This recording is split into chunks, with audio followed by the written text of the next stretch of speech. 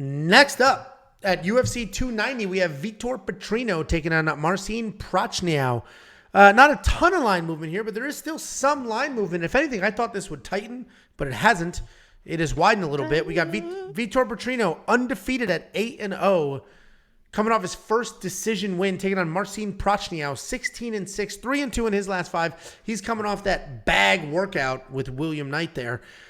This is an interesting fight, though, because we have seen these last 3 weeks, how many 8-0, 10-0 prospects have we seen lose to these mid-range veterans it's been a ton these last few weeks. Like, it's not even close. I can't remember any. It just happened with Bruno Ferreira.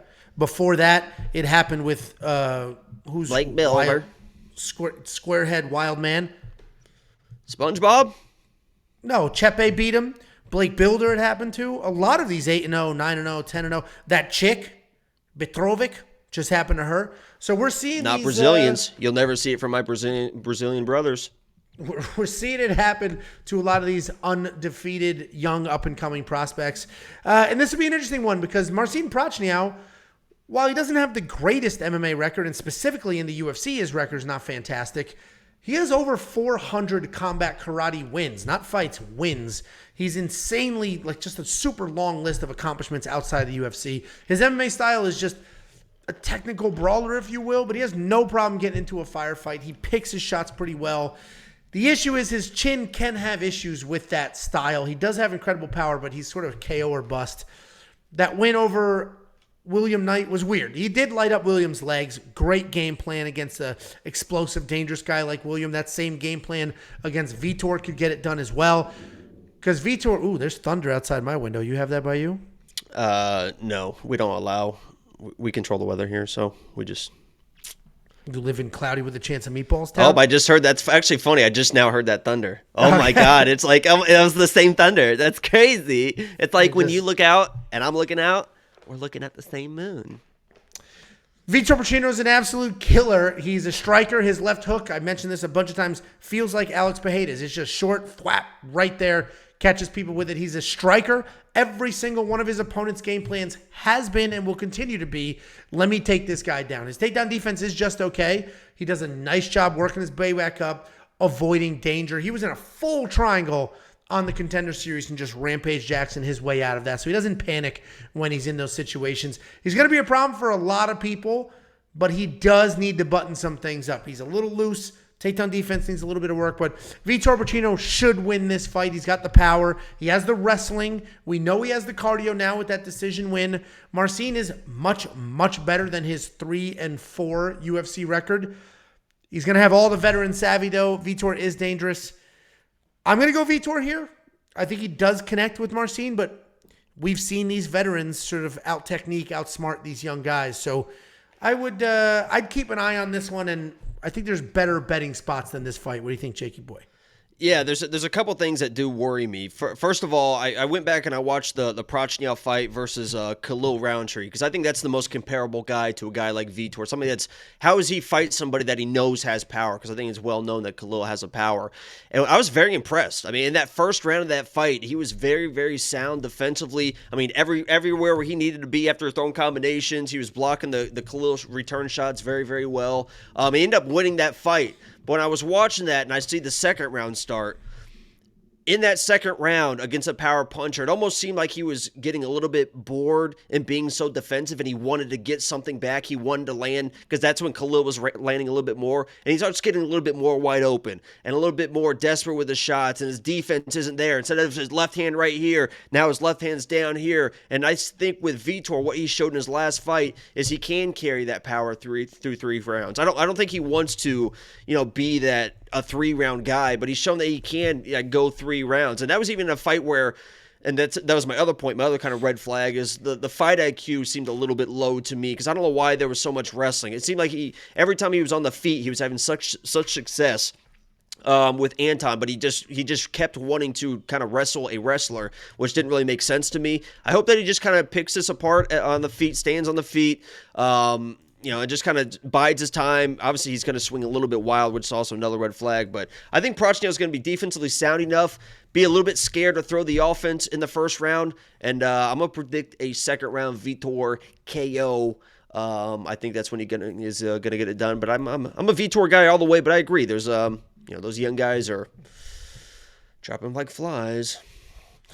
Yeah, and it's that fight IQ. I mean, what you just mentioned, everything you just mentioned is a perfect example. Why are you wrestling like that? You don't need to be shooting. You don't need to be expending that kind of energy. You don't need to do those things. He did them anyway, and he got the win. And I'm actually glad. I'm glad the fight went that way because he legitimately, we got to see that he has the cardio. We got to see he can wrestle. Like we got to see a lot out of him. So I'm glad it went that way. Sorry, I'm watching the monitor. Tiffany's now laying in their bed. There's now 3 women in a full-size bed. What a joke. I bet 30% of the people in the chat just put their hand in their pants. 2 of those women are under 7 years old. So. Little Prince. 2 hands on the desk. It was you. You're the one who's like.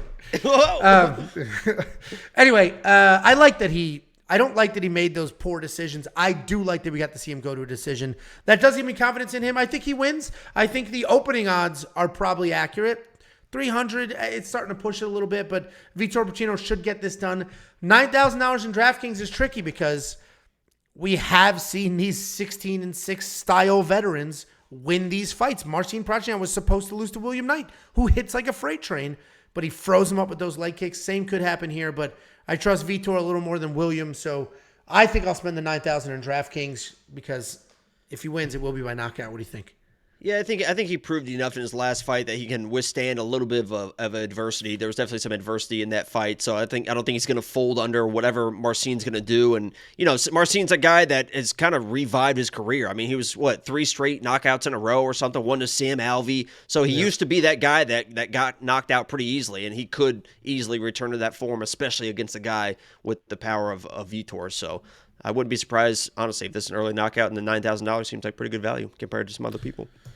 There we go. WeWantPicks.com. Become a member. It's only $10 a month. If you're there for bets, we got nothing but bets. If you're there for insight information, we have raw notes. We have tools like the fight history tracker, the odds, what the hell do I call it? The line movement tracker, the 38 columns of detailed data metrics. If you're there for fantasy, we have DraftKings, FanDuel, Prize Picks, and Underdog Fantasy. All the content you could ever want. $10 a month, the greatest value in this space.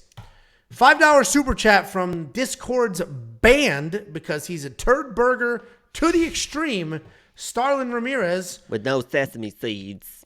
Madalena plus Tyra Turner and Whitaker. Burger with no sesame seeds. That means it's a cheap bun. I just bought some sausages for tomorrow, and I bought the buns with the sesame seeds. I told you. There you go. That's upper middle class, baby. There it is. Sesame seeds. We don't care if you take a drug test and you might get popped. Daddy will get us out of it. Those are poppy seeds. Nickel isn't tested yet and looked questionable last night. Sesame seeds can make you fail drug tests. When we get to that Bo Nickel fight, that absolute narrative of the nut shot is just so absurd to me. We'll talk about that later. Oh, Starling, by the way, rumor was that he lost it all. Mr. fucking genius. Rumor was he lost it all this weekend. Well, he had $5 left, and we just got it.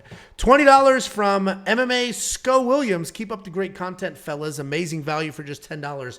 Sign up if you haven't. I mean, thank you so much. That's genuinely appreciated. Not only is a super chat appreciated, but the kind words. That's why I like to show the winning tickets from the community. I can come here and say whatever I want, but the reality is, even if Jacob and I have an off night, just the tools, the insight, the information, the Discord premium members chatting in the WWP lounge, sharing information, all of that helps everybody get better, find their spots, make more money. Thank you for the super chat, and thank you for all the. What do you think SCO stands for? SCO? I don't know. Am I supposed to know? In his name. Southern California Oscar. His name's Oscar. It's just Scott, man.